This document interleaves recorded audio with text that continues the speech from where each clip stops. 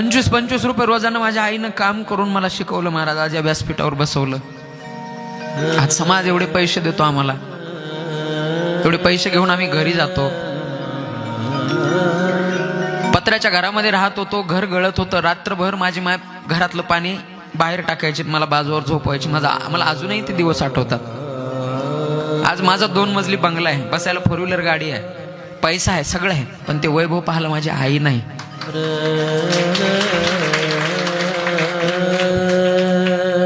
म्हणून जोपर्यंत मायबाप जिवंत आहे तोपर्यंत त्यांना सांभाळा.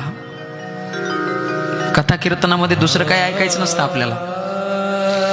या 7 दिवसाच्या कथेमधून एका जरी मुलानं, एका जरी सुनानं आपल्या सासूला जर घराच्या बाहेर काढलं असेल, एखाद्या मुलानं आपल्या आई वडिलांना घराच्या बाहेर काढलं असेल, त्या 7 दिवसाच्या कथेमध्ये एका जरी सुनाच्या आणि एका जरी मुलाच्या अंतःकरणात परिवर्तन झालं ना, त्या संतोष महाराजाच्या 7 दिवसाच्या कथेचं सार्थक झालं महाराज.